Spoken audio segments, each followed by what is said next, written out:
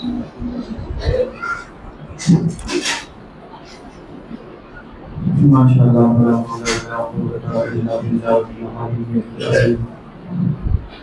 اعوذ باللہ من الشیطان الرجیم بسم اللہ الرحمن الرحیم الحمد للہ الملک الحق المبین اختصاصہ بالنور المضیء والبرہان الجلی والمنہاج البادی والکتاب الہادی اسرتہ خیر اسرہ وشجرتہ خیر وشجرہ أغصانها معتدلة وثمارها متهدلة مولده بمكة مدينة بطيبة على بها ذكره وامتد منها صوته وأرسله بحجة كافية وموعظة شافية ودعوة متلافية أظهر به الشرائع المجهولة وقمع به بدع المدخولة وبين به الأحكام المحصولة والصلاة والسلام على النبي الممجد والرسول المصدد والمصطفى الأمجد والحميد الحامد المحمود الحماد الأحمد أبي القاسم مصطفى محمد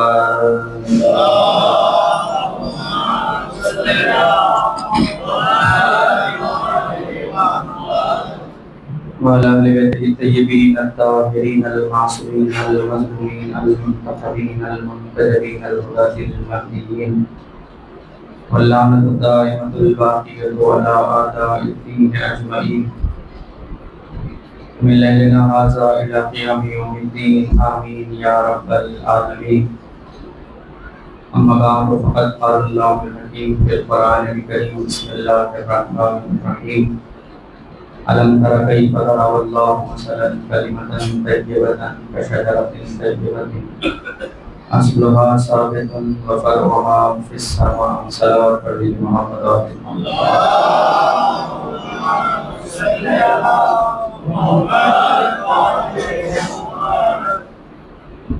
حاضرین گرامی منزلت اور سامعین ایمان و بصیرت، ارباب ولا و عزا اور صاحبان فہم و ذکا، سلسلہ گفتگو اس عنوان پہ ہے کہ بعد پیغمبر جو امت کی ہدایت کا نظام ہے، نظام حکومت نہیں ہے بلکہ نظامی امامت ہے، اور اس امامت کو خدا نے جس شجرے جس خاندان میں رکھا اس کا قرآن میں تذکرہ فرمایا، اور اس خاندان اور اس شجرے کا تعارف ابھی باقی ہے. ابھی سلسلہ کلام یہیں پر ہے کہ امت کی ہدایت کی ضرورت بعد پیغمبر حکومت نہیں ہے بلکہ امامت ہے. اور کل ہماری گفتگو یہاں آ کے رک گئی تھی. میں نے ایک سوال چھوڑا تھا کہ ہو سکتا ہے لوگ یہ سمجھیں کہ امیر المومنین جب 25 یا 26 سال حکومت سے دور رہے بعد پیغمبر تو آخر میں 4 سال علی نے حکومت کی. جب حکومت نہیں ملی تھی یا نہیں کی تھی تو نہ کرتے تھے. 26 سال علی حکومت سے دور رہے تو اس 40 سال کی حکومت میں رہے. اس سوال کے جواب کو سمجھنے کے لیے ہمیں پیغمبر کے بعد کے حالات کا مختصر جائزہ لینا ہوگا کہ بعد پیغمبر جو امت کے حالات ہوئے وہ تفصیلاً تو آپ کے اذہان میں محفوظ ہوں گے، اور ان کا تذکرہ میں کھل کے اس وجہ سے بھی نہیں کر سکتا کہ میرے پیروں میں بھی حالات کی بیڑیاں ہیں. آپ حضرات سمجھتے جائیے کہ بعد پیغمبر جو امت کے حالات ہوئے.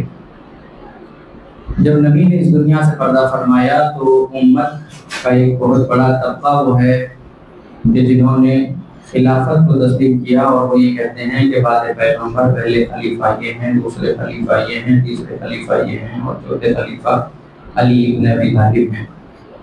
اور وہ یہ کہتے ہیں کہ یہ عادت تو خلافت راشدہ ہے. اس کے بعد اسلام میں ملوکیت کا رواج شروع ہو گیا کہ جو بادشاہ تخت پہ آئے وہ حاکم کہلائے، مسلمانوں کے خلیفہ نہیں کہلائے. امت مسلمہ کے سامنے سوال یہ ہے کہ بعد پیغمبر جو حالات ہوئے،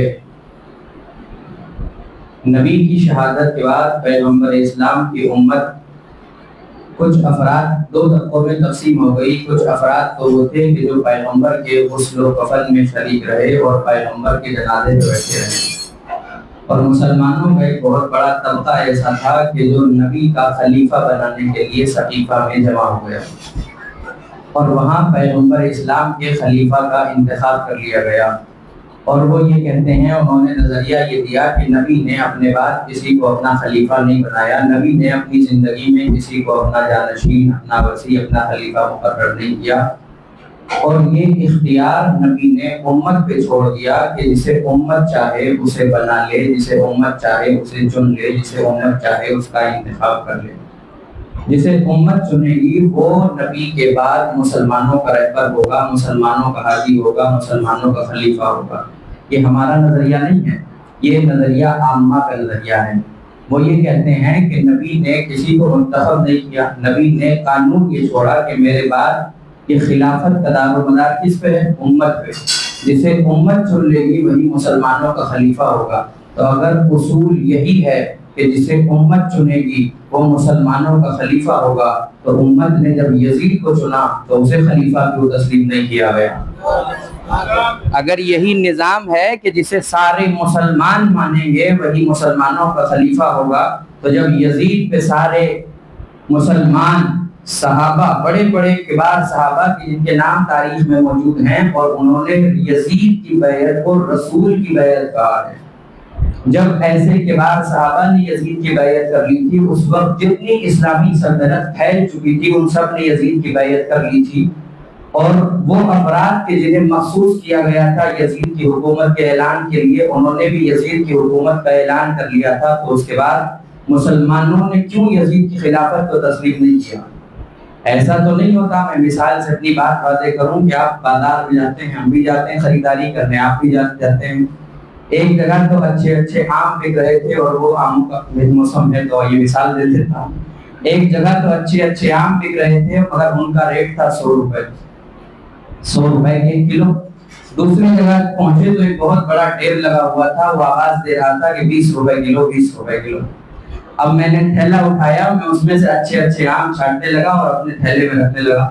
اس دکاندار نے فوراً ہاتھ پکڑ لیا کہ حضور سستے اس لیے کیے ہیں کہ خراب بھی اچھوں کے ساتھ لینے ہوں گے. سستے اس لیے کیے ہیں, اس لیے سستے نہیں کیے کہ آپ چھانٹ کے اچھے اچھے لے جائیں تو باقی کہ یہ خراب کس کو دوں گا.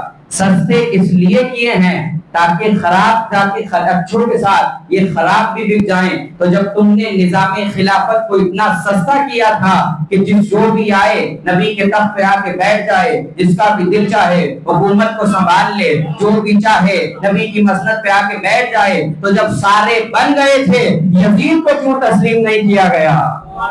یزید کی خلافت سے تو انکار کر دیا گیا. قانون یہ نہیں ہوگا کہ جسے آپ کا دل چاہے. یزید جن اصولوں کے تحت خلیفہ بن کے آیا تھا, وہ جو پچھلی خلافت ہے, میں نے بار بار کہہ رہا ہوں کہ یہ ایک تسلسل ہے, اور امامت کا بھی ایک تسلسل ہے, اور بادشاہت اور حکومت کا بھی ایک تسلسل ہے. یزید جن اصولوں کے تحت خلیفہ بن کے آیا تھا وہ سارے اصول مسلمانوں نے خلافت کو تسلیم کرنے میں استعمال کیے ہوئے تھے. یزید کے بعد مسلمانوں کے پاس اصول کیا تھے؟ 3 اصول تھے مسلمانوں کے پاس. پہلا اصول اجماع, کہ جسے ساری امت یا امت کی اکثریت جسے چنے گی وہی مسلمانوں کا خلیفہ ہوگا. پہلے خلیفہ کس طرح سے خلیفہ بنے کہ جسے مسلمانوں کی اکثریت نے چن لیا, ان پہ اتفاق کر لیا, ان کو خلیفہ بنا دیا گیا. اور یہ میں نہیں کہہ رہا بلکہ یہ اہل سنت علماء نے لکھا, الریاض النظرہ میں ہے کہ جب وہ خلیفہ بن گئے تو اپنے ابا کو خط لکھا کہ مجھے خلیفہ بنا دیا گیا. کس کا؟ رسول کا. کس نے بنایا؟ مسلمانوں نے. ابا نے فوراً کہا تیرا دماغ خراب ہے, خلیفہ تو رسول کا ہے, بنایا مسلمانوں نے ہے. خلیفہ تو رسول کے ہیں آپ, اور بنا دیا آپ کو مسلمانوں نے. اور پھر انہوں نے سوال کیا کہ علی کے ہوتے ہوئے تمہیں کیسے بنا دیا؟ انہوں نے کہا کہ میں عمر میں سب سے بڑا تھا, میں سن میں سب سے بڑا تھا, اس لیے میرا انتخاب کیا. ابا نے فوراً جواب دیا پھر تو یہ خلافت مجھے دے دو, اس لیے کہ تم دنیا میں سب سے بڑے ہو سکتے ہو, اپنے باپ سے بڑے نہیں ہو سکتے. تو پہلا جو مسلمانوں کے پاس اصول ہے وہ کیا ہے؟ میجورٹی جسے چنے مسلمانوں کی، اکثریت جسے چنے مسلمانوں کی، وہ خلیفہ ہوگا۔ اس لیے ان کو خلیفہ بنا دیا گیا کہ مسلمانوں کی اکثریت نے انہیں چنا تھا۔ اس کے بعد یہ 4 سال کا عرصہ گزرا، اس کے بعد جو دوسرے خلیفہ آئے، یہاں نظام اب تبدیل ہو گیا۔ وہ دوسرے خلیفہ ایسے نہیں آئے کہ انہیں میجورٹی نے چنا ہو، اکثریت نے چنا ہو، یا اجماع ہوا ہو، یا ووٹ ڈالے گئے ہوں، بلکہ کیا کیا، پہلے والے صاحب نے ان دوسرے والوں کو نامزد کر دیا کہ میرے بعد امت کی بات ڈور ان کے ہاتھوں میں ہے۔ اچھا، یہ سوال ہمارے بہت عظیم عالم دین تھے، انہیں ایران سے شاہ کے دور میں جلا وطن کر دیا گیا تھا، افغانستان چلے گئے تھے، شیعوں کے، اور اہل سنت کی بستی میں رہتے تھے۔ ایک دن سارے اہل سنت علماء نے ان کو دعوت پہ بلایا اور پروگرام یہ بنایا کہ ان سے بحث و مباحثہ کریں گے، ان سے تکرار کریں گے، اور دسترخوان لگا دیا گیا۔ جب سب کھانا کھانے بیٹھے تو اہل سنت علماء نے ان سے سوال کیا، میں کیا کہہ رہا ہوں بیس تو آپ کے ذہنوں میں ہے نا، خلافت کے اصول کیا ہیں۔ انہوں نے پہلے تو میجورٹی نے چن لیا، وہ خلیفہ ہو گئے، دوسرے کو پہلے والے نے نامزد کر دیا، یہ خلیفہ ہو گئے۔ تو جب سارے اہل سنت علماء بیٹھے ہوئے تھے، انہوں نے ان سے سوال کیا، یہ جو شیعہ تھے، کہا کہ یہ بتائیے آپ پہلے خلیفہ کو افضل مانتے ہیں یا علی کو افضل مانتے ہیں؟ آپ پہلے خلیفہ کو افضل مانتے ہیں یا علی کو افضل مانتے ہیں؟ انہوں نے مسکرا کے کہا کہ ان کا علی سے کیا مقابلہ، وہ تو رسول اللہ سے بھی افضل ہیں۔ ان کا علی سے کیا مقابلہ، وہ تو رسول سے بھی افضل ہیں۔ اب یہ سنا تو وہاں تو سٹی پٹی گل ہو گئی، یہ تو مسلمان کا عقیدہ نہیں ہے کہ خلیفہ رسول سے افضل ہو، اور شیعہ تو بالکل انہیں علی سے بھی افضل نہیں مان سکتا، رسول سے تو کیسے افضل مانے گا۔ انہوں نے کہا کہ یہ آپ کس بیس پہ کہہ رہے ہیں؟ انہوں نے کہا بالکل پہلے خلیفہ آپ کے علی ہی نہیں بلکہ رسول سے بھی افضل ہیں۔ کہا وہ کس لیے؟ کہا وہ اس لیے کہ نبی کو اپنے بعد اپنے دین کی فکر نہیں تھی، انہیں اتنی فکر تھی کہ رسول کا جنازہ بھی چھوڑ دیا، خلیفہ بنانے سقیفہ میں پہنچ گئے۔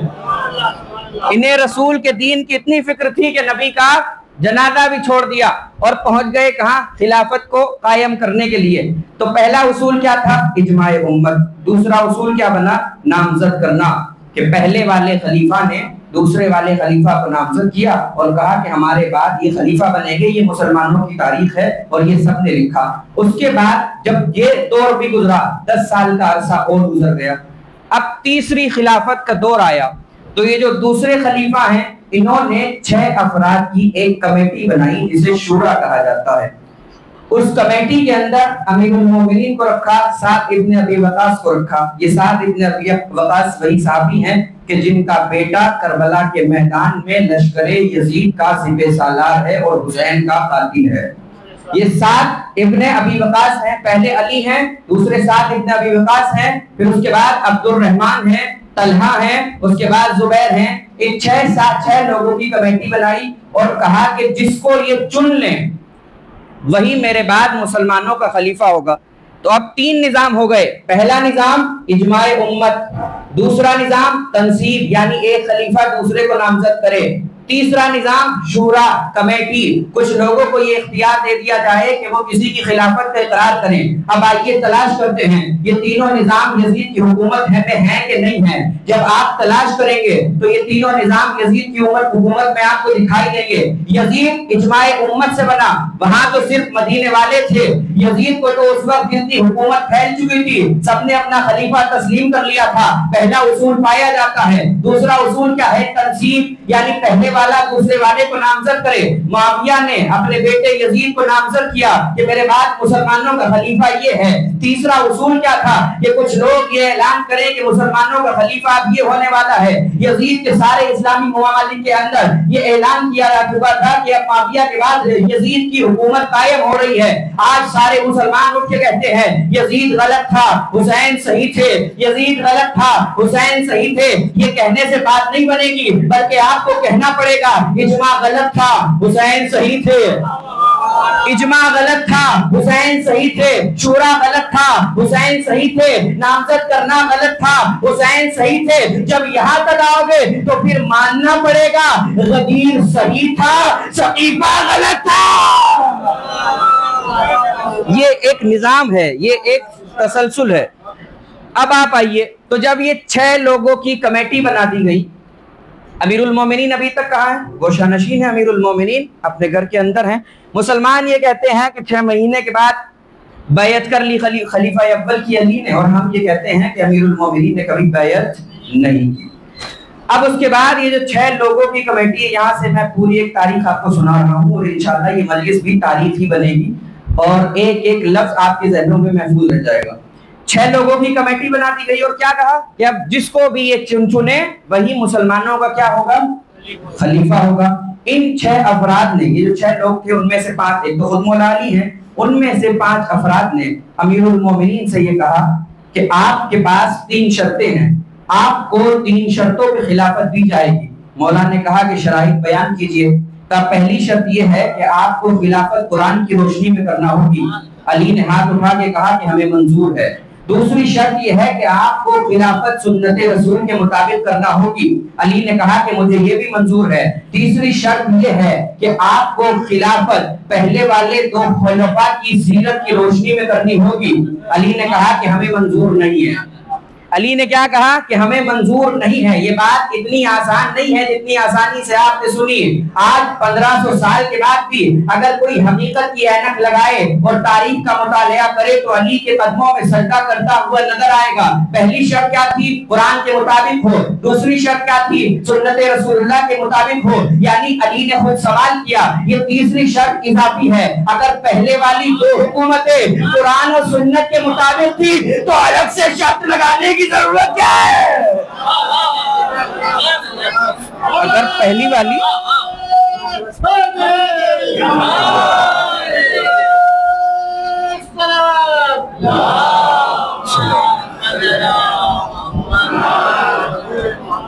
جی آپ سمجھے اس بات کو کہ اگر وہ 2 خلافتیں قرآن اور سنت کے مطابق تھیں تو تیسری شرط الگ سے لگانے کی ضرورت کیوں ہے؟ الگ سے شرط لگانے کا مطلب یہ ہے کہ معاملہ تھوڑا سا کہیں نہ کہیں کیا ہے؟ اختلافی ہے۔ اور اس کے بعد علی نے ایک تاریخی جملہ کہا اس کمیٹی کے اندر اس شورا کے افراد سے کہ دیکھو اگر وہ دونوں حکومتیں قرآن اور سنت اپنے دل پہ لکھ دیجیے علی کے اس جملے کو اور تعویذ بنا کے بعد ہوئے سماعت پہ باندھیے گا اور فخر سے اپنا سینہ اٹھائیے گا کہ ایسا امام اللہ نے آپ کو دیا۔ علی نے کہا کہ دیکھو اگر وہ دونوں حکومتیں قرآن اور سنت کے مطابق تھی تو تیسری شرط لگانے کی ضرورت ہی نہیں ہے، اور اگر وہ دونوں حکومتیں قرآن اور سنت کے خلاف تھی تو علی کبھی بھی قرآن اور سنت کے خلاف نہیں کرے گا، چاہے حکومت ملے چاہے نہ ملے۔ علی قرآن و سنت کے خلاف کچھ نہیں کرے گا، چاہے حکومت ملے چاہے نہ ملے۔ اچھا یہ کیا ہے؟ یہ امامت ہے۔ میں آپ کو اتنے دن سے یہ سمجھا رہا ہوں، امامت الگ ہے، بادشاہت الگ ہے۔ وعدے تو ہمارے یہاں بھی ہوتے ہیں نا، جب الیکشن میں کھڑا ہوتا ہے کوئی تو کیسے کیسے وعدے نہیں کر لیتا، سارے روڈ پکے ہو جائیں گے، کبھی لائٹ نہیں جائے گی، اور نہ جانے کیا کیا وعدے ہوتے ہیں۔ اس کے بعد کسی میں ضرورت ہے کہ وہ جا کے کہتے کہ یہ پورے کرو، علی وعدہ کر لیتے ہیں۔ اس کے بعد کسی کے باپ میں دم تھا کہ علی سے منوا لیتا، علی وعدہ کر لیتے کہ ہم خلافت ان شیخین کی سیرت کے مطابق کریں گے۔ بعد میں کسی کے باپ میں ضرورت تھی کہ علی سے وعدہ منوا لیتا، مگر نہیں، علی نے پہلے ہی انکار کر دیا اور یہ بتا دیا کہ ہم حکومت کرنے نہیں آئے، ہدایت کرنے آئے ہیں۔ ہم حکومت کے لیے نہیں آئے بلکہ ہم ہدایت کے لیے آئے ہیں۔ اب اس سوال کے جواب کا نتیجہ یہ نکلا کہ امیر المومنین کو پھر اگلے 12 سال تک اقتدار سے دور کر دیا گیا۔ اب کل ملا کے ہو گئے ہیں 26 سال، 36 ہجری 25 ذی الحجہ سن 36 ہجری آیا، اور اس کے بعد معاملات بگڑنا شروع ہوئے، اور وہ سب آپ کے ذہنوں میں محفوظ ہیں کہ تیسری خلافت کو لوگوں نے کس طریقے سے دبا کچلا اور ان کے ساتھ جو سلوک کیا وہ سب آپ کے ذہنوں میں موجود ہے۔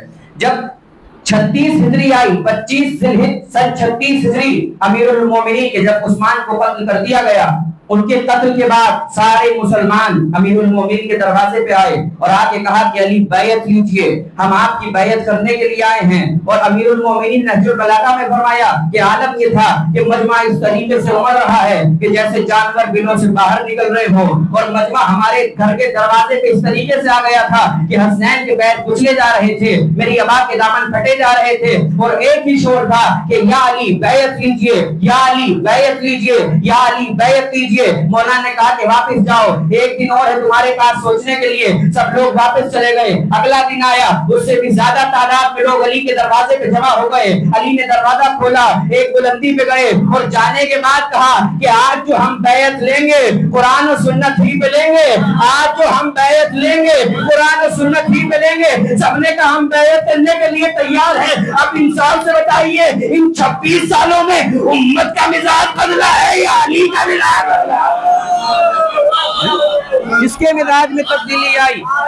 26 सालों के अंदर उम्मत के मिजाज में तब्दीली आई है या अली के मिजाज में तब्दीली आई है? अली ने कहा कि अब जो बैत लेंगे कुरान और सुन्नत ही पे लेंगे। सबने कहा कि ठीक है, अब बैत करने के लिए तैयार है।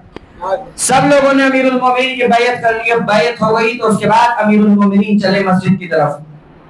अब मस्जिद में आए, आने के बाद अमीरुल मोमिनीन जैसे अब खिलाफत में अब तक होता ये रहा कि जो मिंबर था उस मिंबर में हर आने वाला खलीफा एहतराम में जीना छोड़ देता था। सबने पहले वाले आए, उन्होंने आखिरी जीना छोड़ा और वो उस पे आके बैठे जो उसके बाद था। वो आए, उन्होंने 2 छोड़ दिए। वो उस पे बैठे जो उसके बाद था। वो आए, उन्होंने 3 छोड़ दिए। वो आखिरी में बैठे। अब सारी सीढ़ियां तमाम हो चुकी थी। अमीरुल मोमिनीन उठे खुतबा देने के लिए, और ऐसे नहीं उठे जैसे सब उठते थे, बल्कि ऐसे उठे जैसे खैबर में दस्ते मुरसल से अलम लेने के लिए उठे थे। अब अली उठे, अब सारा जमाना देख रहा है अली कहाँ बैठेंगे, अली कहाँ कदम रखेंगे, अली किस जगह पे जाएंगे। अमीरुल मोमिनीन ने अपने पैरों को आगे बढ़ाया और एक मर्तबा पहले सीने पे कदम रखा, दूसरे सीने पे कदम रखा, तीसरे सीने पे कदम रखा और जाके वहां बैठ गए जहाँ नबी बैठा करते थे। जाके वहां बैठ गए जहाँ नबी बैठा करते थे। मुनाफिकों में से किसी से बर्दाश्त ना हुआ, उठेगा या अली ये आपने क्या कर दिया, आप तो वहां बैठ गए जहाँ नबी बैठा करते थे। अली ने कहा खामोश, तू तो इस लकड़ी के मिंबर की बात कर रहा है, ये कदम तो दोषे रिसालत तक जा चुके हैं।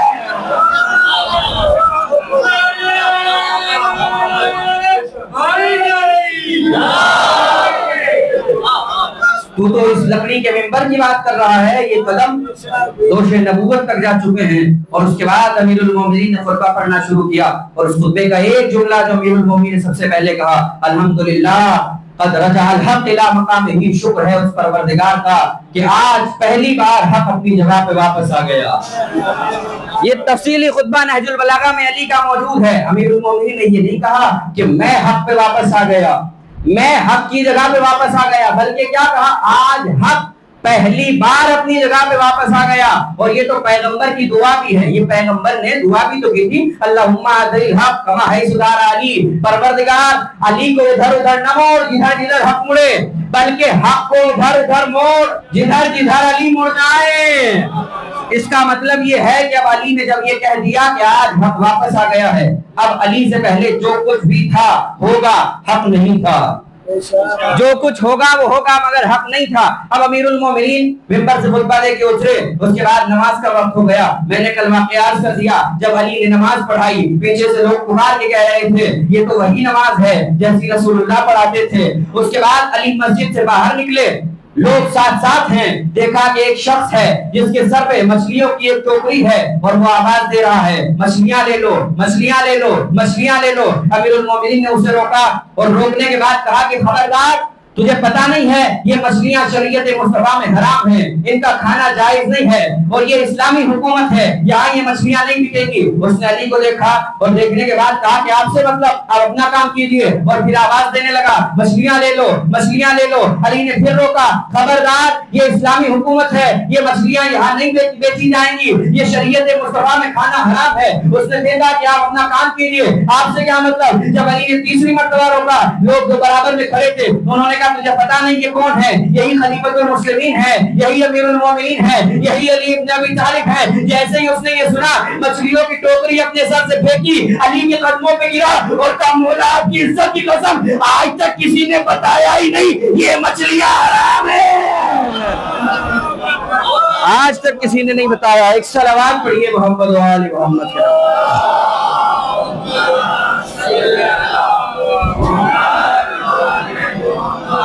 ये है अमीरुल मोमिनीन का इख्तिदार। और आप ताज्जुब न कीजिए, पता नहीं लोगों ने कैसी खिलाफतें की 26 सालों के अंदर, کہ جہاں حلال و حرام کی تفریق ختم ہو چکی تھی، اس کے بعد امیر المومنین نے جو اقتدار قائم کیا، اور اس کے بعد ایسا مثالی اقتدار علی نے قائم کیا کہ جو اگر آپ کا کبھی دل چاہے کہ امیر المومنین کی حکومت کو دیکھیں تو اس خط کو پڑھیے جو مولانا مالک اشتر کے نام لکھا ہے، آپ کو سمجھ میں آئے گا کہ علی کس عظیم بادشاہ کا نام ہے۔ مولانا مالک اشتر کو خط میں لکھا کہ مالک اشتر، ہم تمہیں بصرے کا گورنر بنا کے بھیج رہے ہیں، تو اترانا مت، یہ مت سوچنا کہ تمہیں بڑا عہدہ مل گیا ہے، بلکہ اس کے بعد اب اپنی ذمہ داریوں کی فکر کرنا کہ تمہارے اوپر بہت ذمہ داریاں عائد ہو گئی ہیں۔ اور آگے جو علی کا جملہ ہے، خدا کی قسم آپ کو اگر وہ حاکم اپنے گلے میں باندھیں اور اپنی سماعت میں اسے رکھیں تو آج کائنات سے غربت کا خاتمہ ہو جائے۔ امیر المومنین نے کہا مالک اشتر، رات کے وقت سادہ لباس پہننا اور گلیوں میں نکلا کرنا اور نکلنا اور دیکھنا، اگر کسی گھر سے رات کے اندھیرے میں بچے کے رونے کی آواز آ رہی ہو تو اس گھر سے آگے نہ بڑھنا، اس کا دروازہ کھلوا کے پوچھنا، اس لیے کہ رات سونے کے لیے ہوتی ہے، رونے کے لیے نہیں ہوتی۔ اگر بچے رو رہے ہیں اس کا مطلب یہ ہے کہ وہ بچے بھوکے ہیں، وہاں کھانا نہیں بنایا، اور یہ تمہاری ذمہ داری ہے کہ جو تمہاری حکومت میں ہے ان کا پیٹ تم بھرو، انہیں کھانا تم کھلاؤ، ان کی مدد تم کرو۔ یہ امیر المومنین ہے کہ جو اسلامی حکومت کے طرز سکھا رہے ہیں۔ اور پھر مولا نے فرمایا کہ مالک اشتر یاد رکھو، کچھ لوگ ایسے ہوتے ہیں مملکت میں جو تملک باز ہوتے ہیں، جو چاپلوس ہوتے ہیں، جو بادشاہوں کی حضوری کرنے والے ہوتے ہیں، اور یہ وہ لوگ ہوتے ہیں جو بادشاہوں کی کمیاں نہیں بتاتے، بادشاہوں کی تعریف کرتے ہیں۔ اے مالک اشتر، ایسے لوگوں سے خبردار رہنا، ایسے لوگوں کو اپنے پاس آنے نہ دینا۔ اور پھر کہا اے مالک اشتر، اپنے قاضیوں کی اور اپنے ججوں کی ایک تنخواہ اتنی مقرر کرنا کہ وہ رشوت لینے پہ مجبور نہ ہو جائیں۔ یہ علی ہیں کہ جو طرز حکومت سکھا رہے ہیں زمانے کو۔ اور اس کے بعد ایک تفصیلی خط مولا کائنات کا، اور یہ جو آپ پینشن کا آج رواج دیکھ رہے ہیں نا، یہ معاشرے میں یہ کس نے دیا؟ یہ مغرب کی تہذیب نہیں ہے، یہ انگریزوں کا دیا ہوا قانون نہیں ہے، بلکہ یہ امیر المومنین نے قانون کائنات کو دیا۔ جب علی ایک دن بازار میں نکلے تو دیکھا کہ ایک ضعیف بھیک مانگ رہا ہے، امیر المومنین کے قدم رکے، اور رکنے کے بعد کہا کہ یہ کون ہے؟ کسی نے کہا کہ مولا پہلے یہ انجینئر تھا، یہ مہندس تھا، اور یہ حکومت کی عمارتیں بنایا کرتا تھا، اب اس کے بازوؤں میں طاقت نہیں ہے، اسے نکال دیا گیا، اسے تنخواہ نہیں دی جاتی۔ مولا کے قدم رکے اور کہا کہ آج کے بعد اسے تنخواہ حکومت دے گی، آج کے بعد اسے تنخواہ حکومت دے گی، اس لیے کہ جب تک اس میں طاقت تھی اسے حکومت نے استعمال کیا، اب حکومت کی ذمہ داری ہے کہ اس کی پرورش کرے۔ یہ قانون علی دے رہے ہیں، یہ قانون علی نے دیا کہ اس کی طاقت کو حکومت نے استعمال کیا، اس کے وقت کو حکومت نے استعمال کیا، اب آج کے بعد اس کی پرورش حکومت کرے گی۔ کہاں سے لائے گی دنیا ایسا نظام؟ اب امیر المومنین نے اس کے بعد جو سب سے زیادہ زور دیا وہ میں آپ کو بتا چکا ہوں کہ علی اپنی خلافت کو نکال کے مدینے سے کہاں لے گئے؟ کوفہ میں۔ امیر المومنین نے دارالخلافت کوفے کو بنا لیا، اور اس کے بعد امیر المومنین نے جو سب سے زیادہ زور دیا حکومت میں وہ کھیتی باڑی پہ دیا۔ عرب کے جو دو بڑے دریا تھے دجلہ اور فرات، ان میں سے علی نے حکم دیا کہ چھوٹی چھوٹی نہریں کاٹو، ان سے سیراب کرو، کھیتیاں بناؤ، کاشتکاروں کو زمینیں دو، ان سے میدانوں کو سیراب کرو۔ اور ایک دن مالک اشتر نے دیکھا کہ امیر المومنین ہیں، دریائے فرات کے کنارے ہیں، اور ایک مرتبہ محو ہو گئے ہیں امیر المومنین دیکھتے ہوئے۔ مالک اشتر آواز دے رہے ہیں مولا نے کوئی جواب نہیں دیا، پھر پکارا امیر المومنین، علی نے کوئی جواب نہیں دیا، پھر کہا ابو الحسن، علی نے کوئی جواب نہیں دیا۔ مالک اشتر نے مولا کا چانہ ہلایا، اور ہلانے کے بعد کہا مولا آپ کہاں گم ہو گئے ہیں؟ مولا نے کہا مالک اشتر تم اس پانی کی طاقت کو دیکھ رہے ہو، اس پانی میں کتنی طاقت ہے، خدا کی قسم اگر امت ہمیں مہلت دے علی اسی پانی سے مدینے کو روشن کر دے گا۔ یہ امیر المومنین نے اس وقت کہا، لیکن مسلمانوں نے اتنی مہلت نہیں دی۔ ان 4 سالوں میں علی کو جنگ و جدال میں الجھا دیا۔ لوگ کہتے ہیں علی کو اقتدار نہ دینے کا نقصان کیا ہوا؟ علی کو اقتدار نہ دینے کا نقصان یہ ہے کہ مسلمانوں نے کچھ کیا ہو نہ کیا ہو، انسانیت کو 14 سال پیچھے تو دھکیل ہی دیا ہے۔ اگر یہ اقتدار علی کے ہاتھوں میں ہوتا تو یہ کائنات ترقی کرتی ہوئی نظر آتی۔ اس کے بعد یہ امیر المومنین ہے، اس کے بعد جو معاملات ہوئے وہ آپ کے سامنے ہیں۔ جب امیر المومنین کو خلافت مل گئی اور حکومت مل گئی تو اس کے بعد ایک اور حکومت کا قیام عمل میں آیا۔ امیر المومنین کے جو لوگ تھے، امیر المومنین نے جو سب سے پہلا قانون نافذ کیا، مولا جب اقتدار پہ آئے آپ نے کہا کہ ہم شام کے خلیفہ کو معزول کرتے ہیں۔ وہ جو لوگ مولا کے چاہنے والے تھے، قریب تھے، انہوں نے کہا کہ یا علی ابھی کچھ دن ٹھہر جائیے، ابھی नई नई हुकूमत कायम हुई है, ये हुकूमत का तकादा नहीं है कि आप ऐसा काम करें, अभी कुछ दिन ठहर जाइए, इक़्तिदार को मजबूत हो लेने दीजिए, अभी अपने इक़्तिदार की बुनियादों को पायदार हो लेने दीजिए, उसके बाद ये अमल कीजिएगा। मौला ने कहा नहीं नहीं, हुकूमत होगी तो अदल के साथ होगी, वरना अली फिर गोशा नशीनी इख्तियार करेगा। मौला अली ने कहा कि अगर हुकूमत हम करेंगे तो अदल के साथ करेंगे, अदल के अलावा हुकूमत कायम नहीं होगी, वइल्ला हम गोशा नशीन हो जाएंगे। और मौला ने कहा कि हम आपको माजूल करते हैं। उसके बाद उस हुकूमत ने कि जो शाम में हुकूमत थी, और ये हुकूमत कायम कब हुई थी, ये तीसरी खिलाफत के दौर में कायम हुई थी।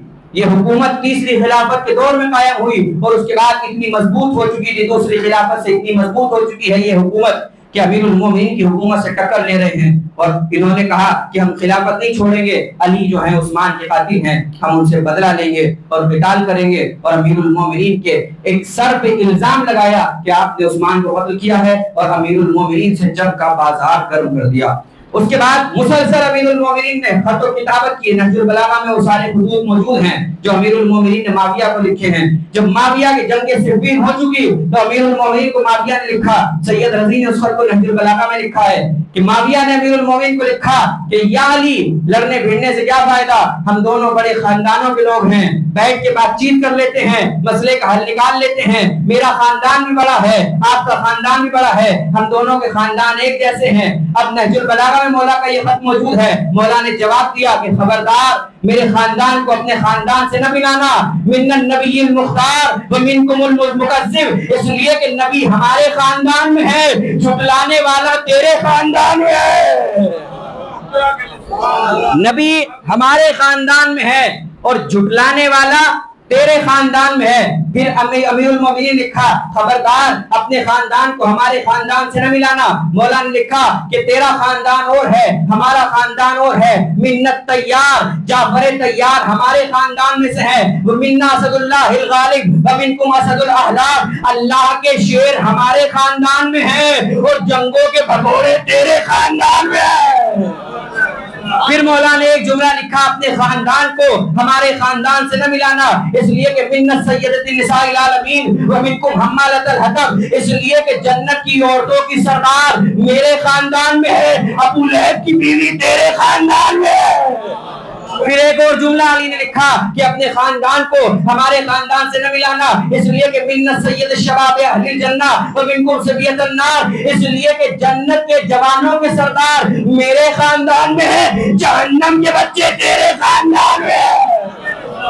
ये अमीरुल मोमिनीन ने खुतूत का जवाब लिखा और उसके बाद अमीरुल मोमिनीन ने खत नहजुल बलागा में है कि जो शाम के वाली और हाकिम के लिए तहरीर किया मौलाए कायनात ने, और कहा कि ये खत कौन लेके जाएगा, तो तिरिम्मा इब्न अदी, जिनका मैं तज़किरा कर चुका हूँ, अदी हातिम ताई के बेटे हैं, उनके इस्लाम लाने की दास्तान आपकी खिदमत में बयान की जा चुकी है। तिरिम्मा इब्न अदी ने कहा कि मौला मैं ये खत लेके जाऊंगा, और अमीरुल मोमिनीन ने खत लिखा मुसलसल माविया के नाम, और वो खत लेके तिरिम्मा इब्न अदी पहुंचे। चलिए मैं ये सारे वाक़यात अब छोड़ रहा हूँ, आज की तकरीर ही मुझे अपने तरीके से कर लेने दीजिए, इसलिए कि अमीरुल मोमिनीन का ये पैगाम भी पहुंचना बहुत जरूरी है।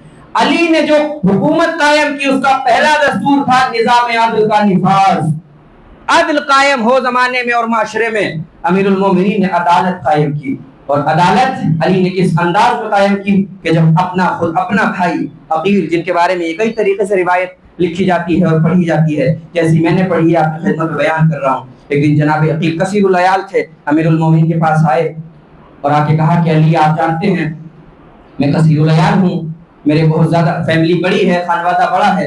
अमीरुल मोमिनीन ने कहा कि हाँ ठीक कह रहे हैं, खुदा आपकी मदद करे। उसके बाद कहा कि आप समझ नहीं रहे हैं या अली मैं क्या कहना चाह रहा हूँ। मौला ने कहा कि ठीक है, अभी जो बसरे से बैतुल माल का माल आने वाला है, आपका जो वजीफा होगा वो पहले आप तक पहुंचा दिया जाएगा। उसके बाद अकील ने फिर कहा कि अली आप समझ नहीं रहे हैं मैं क्या कहना चाह रहा हूँ। मौला ने कहा ठीक है, मैं इतना कर सकता हूँ कि मेरा अपना जो जाती हिस्सा है वो मैं तुम्हें दे सकता हूँ। अकील ने कहा कि अली आप समझ नहीं रहे हैं, मैं ये कहना चाह रहा हूँ कि आप बैतुल माल से मेरा थोड़ा सा वजीफा ज्यादा कर दीजिए, इसलिए कि मेरे बच्चे ज्यादा हैं। अमीरुल मोमिनीन ने फरमाया कि ऐसा करो, रात के तारीकी में आके फला कोचे में फला बाजार में मुझे मिलना। अब लोग देख रहे हैं कि अली अपने भाई से क्या कह रहे हैं और भाई अली से क्या कह रहा है। اب لوگوں نے کیا کیا؟ سب لوگ، رات کا سناٹا آیا، امیر المومنین نے عقیل کا ہاتھ پکڑا اور بازار کے پاس لے آئے۔ لوگ رات کو چھپ کے دیکھ رہے ہیں کہ علی کیا کریں گے، اپنے بھائی کو کہاں سے دیں گے، کہاں سے عقیل کی مدد کریں گے۔ امیر المومنین بازار میں لے آئے اور ایک دکان کی طرف اشارہ کر کے کہا کہ جاؤ، جا کے اس دکان کا تالا توڑو اور اس میں سے سارا مال نکال دو۔ عقیل نے یہ سنا تو ایک مرتبہ پیر کانپنے لگے اور کہا کہ علی کیا کر رہے ہو، مجھے چور بنا رہے ہو۔ مولا نے کہا کہ میں خلیفہ وقت ہوں، تو میں کہہ رہا ہوں جاؤ، میں یہاں کھڑا ہوں، جا کے تالا توڑو اور سامان نکال لو۔ کہا مجھے چور بنانا چاہتے ہیں، مجھ سے چاہتے ہیں آپ کی چوری کروں۔ امیر المومنین نے کہا کہ تم تو ایک بندے کا مال نہیں چوری کر سکتے اور مجھ سے چاہتے ہو خدا کا مال چرا کے تمہیں دے دوں۔ یہ علی کا نظام عدل ہے، علی کا نظام عدل و عدالت ہے۔ عقیل کے بچوں نے دعوت کی ایک مرتبہ امیر المومنین کی، چچا سے کہا کہ آپ ہمارے گھر تشریف لائیے۔ آ گئے مولا، دسترخوان بچھا تو اپنے استطاعت کے مطابق امیر المومنین کے بھتیجوں نے چچا کی خدمت میں کھانا پیش کیا۔ اگلے دن سے امیر المومنین نے وظیفہ کم کر دیا اور کہا کہ تمہارے پاس تو اتنا بچ جاتا ہے کہ اپنے چچا کی دعوت کر سکو۔ لہٰذا ایسا نظام عدل علی نے قائم کیا، ایسا نظام عدل علی نے دکھایا اور بتایا۔ کوفے میں امیر المومنین ہے، ایک شخص باہر کا رہنے والا ہے، کڑاکے کی سردی ہے، کوفے میں آیا اور آنے کے بعد پوچھتا ہے کہ مسلمانوں کے خلیفہ کا گھر کون سا ہے، مسلمانوں کے خلیفہ کہاں رہتے ہیں۔ کسی نے کہا کہ آؤ ہم تمہیں لے کے چلتے ہیں، اور لانے کے بعد ایک مرتبہ ایک کم قیمت گھر، ایک مٹی کا کم قیمت گھر، اس کی طرف اشارہ کیا کہ وہ دیکھو مسلمانوں کے خلیفہ گھر ہے۔ جیسے ہی اس نے سنا تو اس نے فریاد بلند کرنا شروع کر دی کہ کیا علی کی حکومت میں ایسا ہی ہوتا ہے؟ کیا پردیسیوں کے ساتھ ایسے ہی مذاق کیا جاتا ہے؟ کیا پردیسیوں کو ایسے ہی ستایا جاتا ہے؟ کہ یہ تو کیا کہہ رہا ہے، یہ علی کی حکومت ہے، یہاں کوئی کسی پہ ظلم نہیں کرتا، یہاں کوئی کسی کو نہیں ستاتا۔ کہ میں تو کہہ رہا ہوں مجھے مسلمانوں کے خلیفہ گھر دکھاؤ اور تم یہ کم قیمت، یہ کچا سا مکان دکھا رہے ہو، یہ علی کا گھر نہیں ہو سکتا، یہ مسلمانوں کے خلیفہ کا گھر نہیں ہو سکتا۔ سب نے کہا کہ نہیں، خدا کی قسم یہی علی کا گھر ہے۔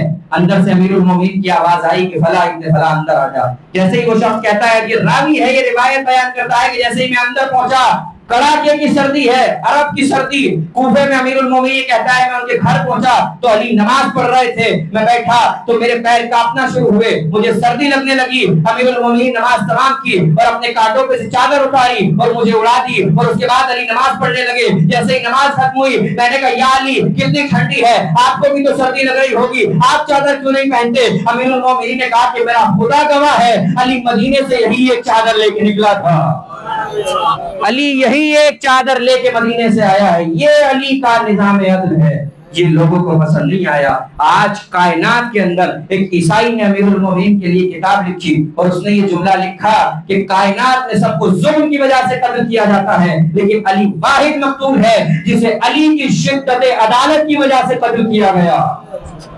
امیر المومنین کو عدالت کی وجہ سے قتل کیا گیا کہ علی عدل قائم کرنے والا ہے، اور ایسا عدل امیر المومنین نے قائم کیا، ایسی عدالت امیر المومنین نے قائم کی کہ یہ دعویٰ امیر المومنین کے علاوہ کوئی نہیں کر سکا کہ میری حکومت میں کوئی بھوکا نہیں سویا۔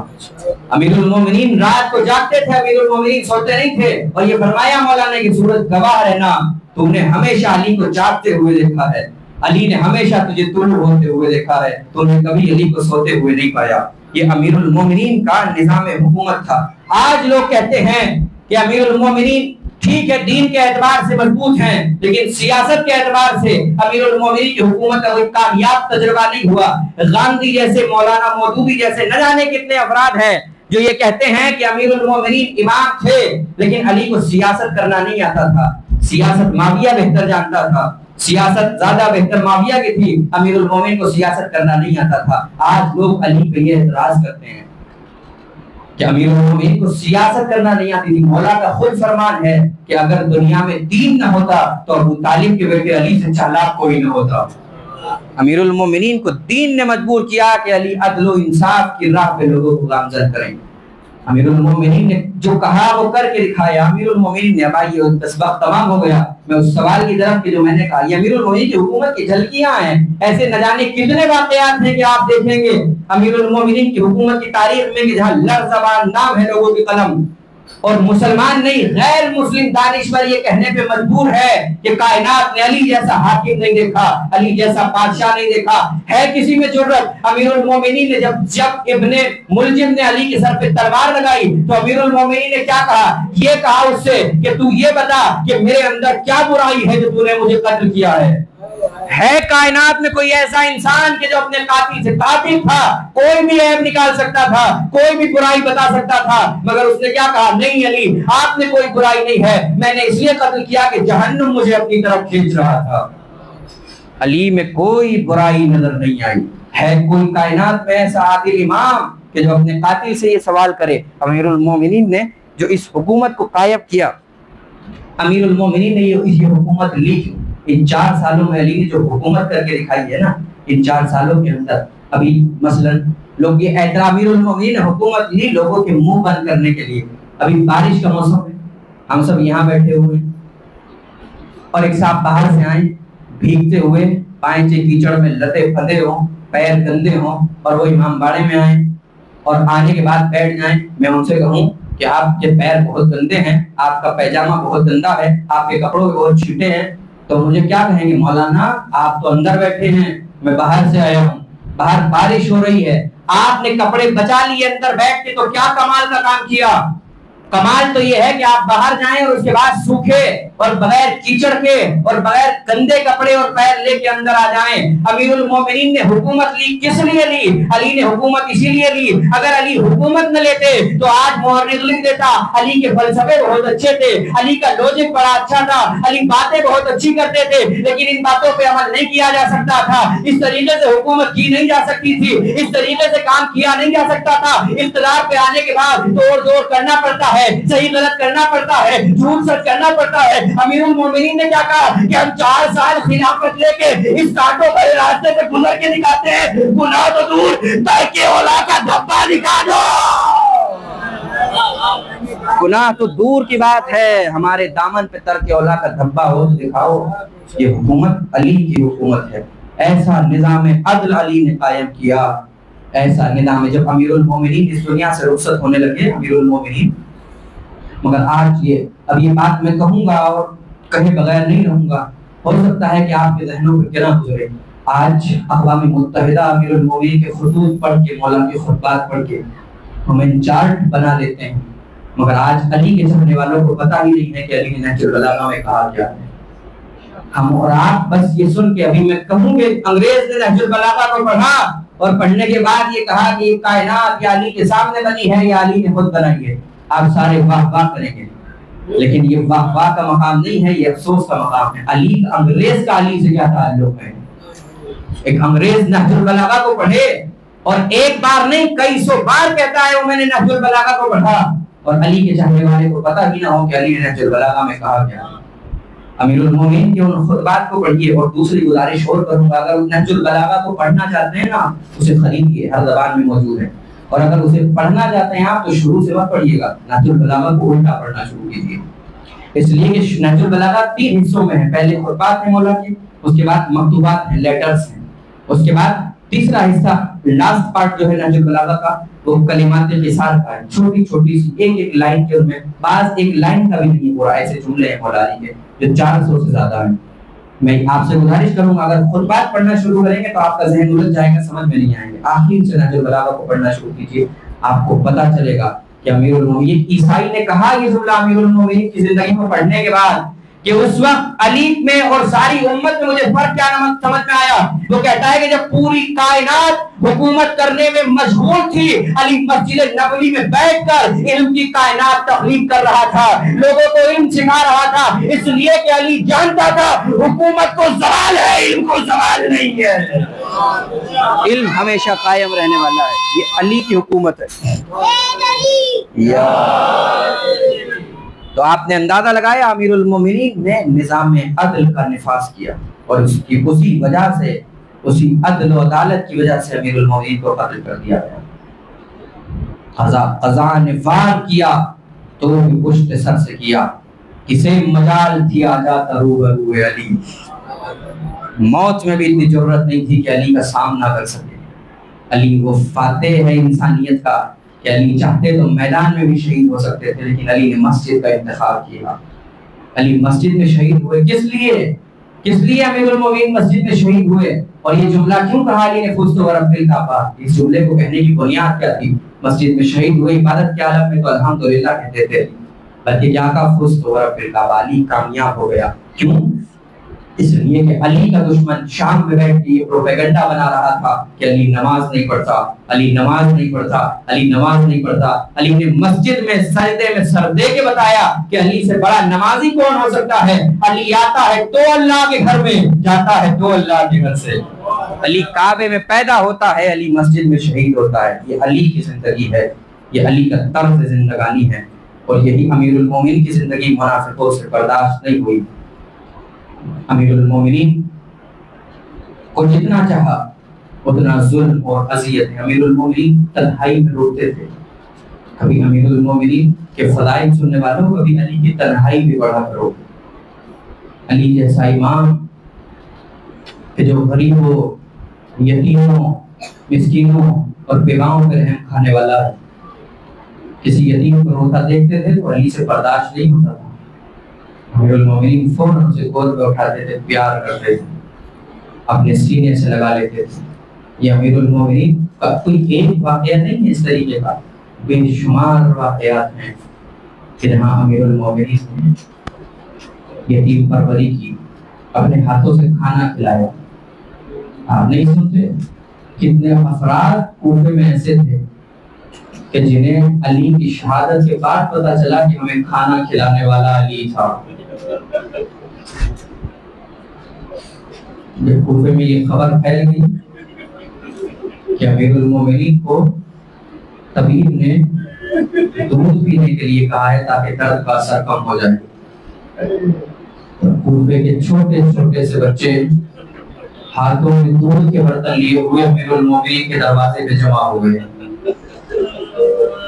اور کہا کہ ہمارے حصے کا دودھ ہمارے مولا علی کو پلا دو، اس لیے کہ اب کون ہے کوفے کے یتیموں کا مددگار۔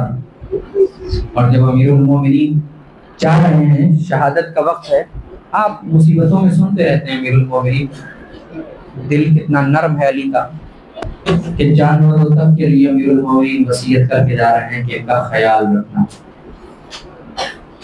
اے بیٹا حسن، ان کے دانے پانی کا خیال رکھنا، اگر خیال نہ رکھ سکو تو انہیں آزاد کر دینا، اس لیے کہ علی سے کسی کی بھوک اور پیاس دیکھی نہیں جاتی۔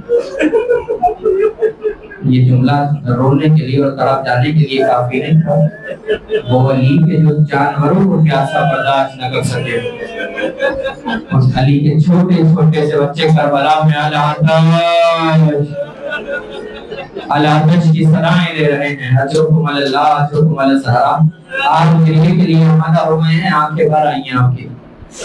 آج جن دو شہداء کا ماتم کرنا ہے، جن دو شہیدوں کا ماتم کرنا ہے، آج رونے میں کوئی بخل نہ کرے، اس لیے کہ آج ان بچوں کو رونا ہے جن کی ماں کبھی ان بچوں کو نہیں ہوئی۔ آج زینب کے بچوں کا ماتم کرنا ہے، آج کون محمد کا ماتم کرنا ہے اور غصہ دینا ہے زینب کو۔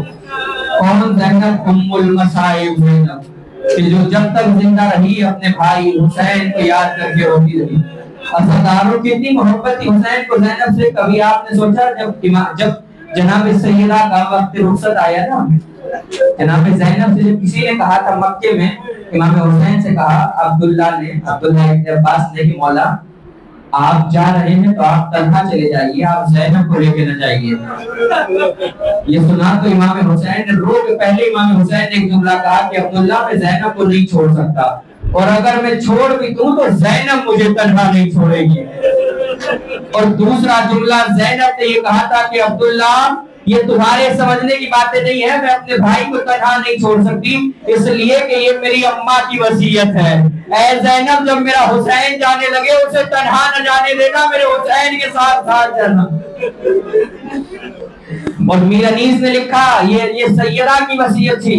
میر انیس فرماتے ہیں کہ جب خلق سے وقت سفر فاطمہ آیا، تب زینب و شبیر کو پاس اپنے بلایا، रोई बहुत और बेटे को सीने से लगाया, ज़ैनब के दिया हाथ में हाथ और ये सुनाया, महबूब इलाही की अमानत से खबरदार, ऐ ज़ैनब बेकस मेरी दौलत से खबरदार, बेटी से ज़हरा ने बड़े दुख से है पाला, है रूह मेरे जिस्म की ये गेसुओं वाला, समझी इसे आंखों के जिया घर का उजाला, हुजरे से कभी गर्म हवा में न निकाला, अरे सोई हूँ तो पहले इसे सीने पे सुलाकर, चक्की में जो पीसी है तो पहलू में लिटाकर, बेटी मेरे इस लाल का दुश्मन है ज़माना, शब्बीर को मेरे नजरे बद से बचाना, अरे तकलीफ भी सह लीजियो ईज़ा भी उठाना, सदके गई अम्मा की वसीयत न भुलाना, हर रंज में इस भाई के काम आई हो ज़ैनब, अरे चाहे ये जिधर साथ चली जाए हो ज़ैनब।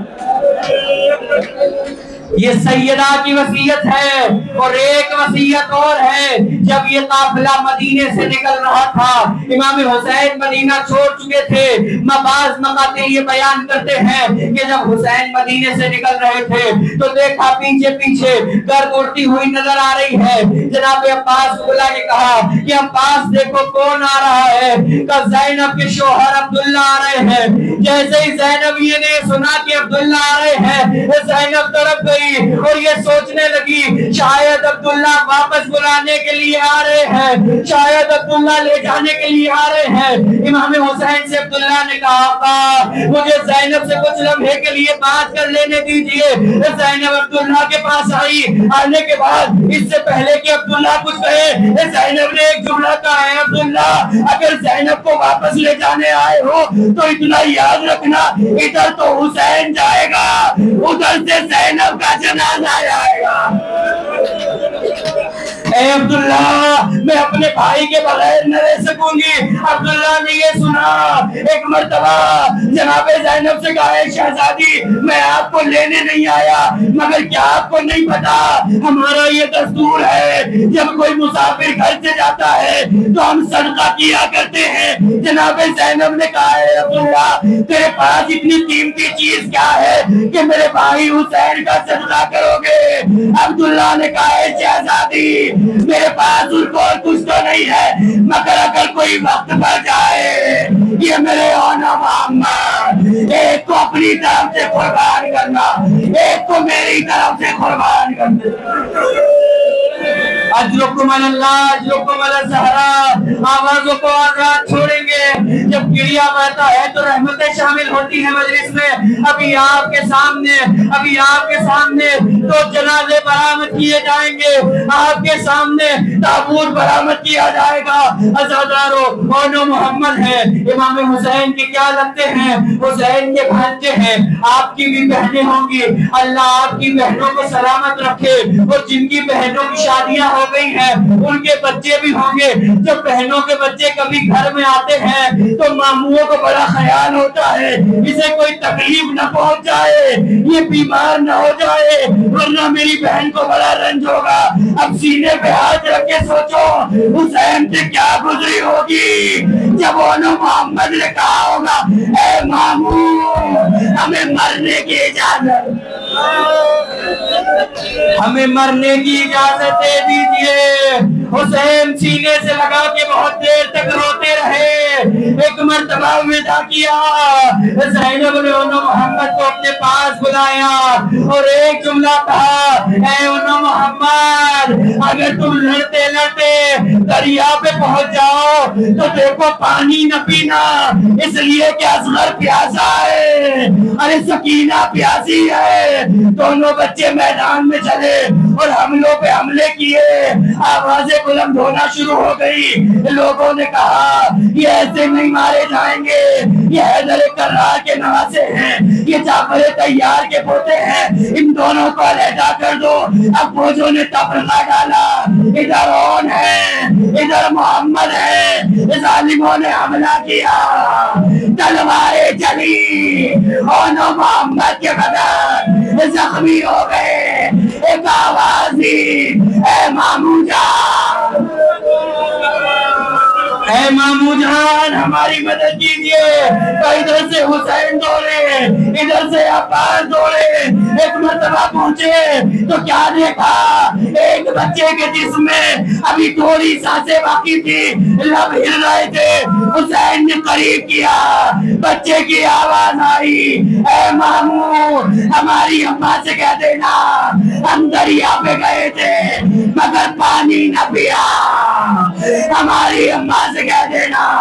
हुसैन अब्बास आगे बढ़े और मोहम्मद के लाशें उठाए खेमे के अंदर आए, आके आवाज दी, ऐ ज़ैनब तेरे और मोहम्मद आ गए। बीबी आई, ज़ैनब को इशारा में लिया, एक आवाज बुलंद हुई,